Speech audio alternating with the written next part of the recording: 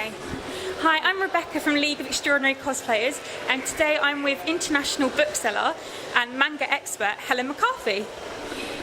Helen, how did you first get interested in manga? I met a guy. I loved Japan, but I knew historical Japan, you know, tea ceremony, Bushido, that kind of thing.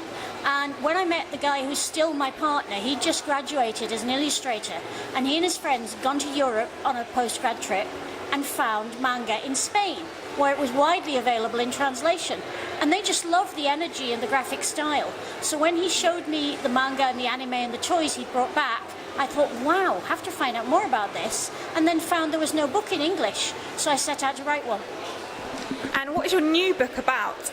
My new book is called A Brief History of Manga, and it's right here on my iPad screen, although it'll be flaring too much for you to see.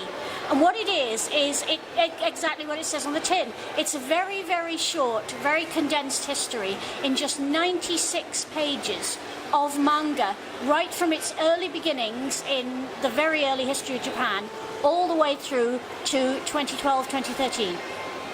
Is the book aimed for people who are already interested in it, or perhaps people who know nothing about it? It's aimed for everybody, but what I wanted to do was to write a history that would be really accessible, really quick, really easy to dip into and out of. You don't have to read it chronologically. You can treat it like a box of popcorn. Just dip in and dip out when you feel like.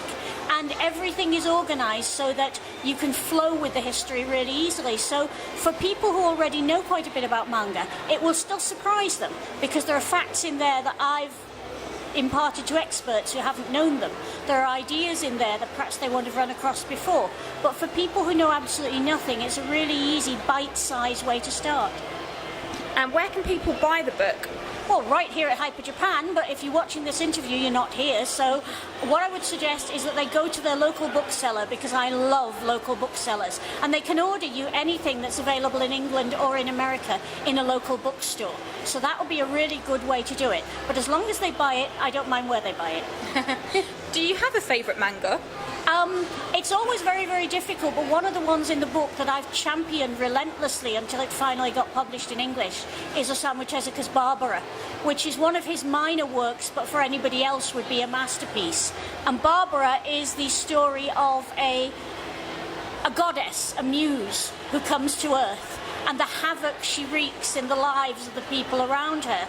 And it's the story of a guy who's kind of in his 40s, losing his youth, losing his powers, losing his grip on his creativity, who grabs her to try and regain his creativity. So it's a marvellous story and a really timeless story, but also a wonderful history of Japanese upper middle class arty society in the 1970s. And I just love that book. And for years and years I've been saying we should translate this. Finally, a Kickstarter from Digital Manga Publishing translated it. Now it's a book I think everybody should read. And I know you also wrote a book about Studio Ghibli's work. What is your favourite Studio Ghibli film? Well, it was specifically about Miyazaki's work. I still haven't tackled Takahata, and I think the whole history of Ghibli remains to be written. But my favourite film, not just my favourite Ghibli film, is My Neighbour Totoro. I think it's the greatest film ever made. The reason for that... It's a good film. Yeah, it's a wonderful film, but there are two reasons. One is that I have never shown it to anybody who hasn't been touched by it and moved by it. Any age, any taste, any kind of person can find something in Totoro that accesses their own inner child. And I think its honesty and its simplicity brings out our inner child. But also it's one of the very, very few films that has the courage to treat death as a character without demonizing death. I don't agree with the net argument that says that Totoro is a god of death. Totoro is a god of nature. But nature encompasses death. And in this film, death comes front and centre as children realise what mortality is. But by the end of the film, we realise that death walks with us, not as an enemy, but as a part of our own life. And that's very hard to pull off in filmmaking. Yeah. It's wonderful. So I think it's an awe-inspiring film for anyone to see, whether or not they like animation. Yeah, and the conspiracy theories about Totoro are really interesting, and they really do make you think. Yeah. So, well, I think our era looks at death as the enemy, and we all think we're going to live forever. We think we're entitled to live forever.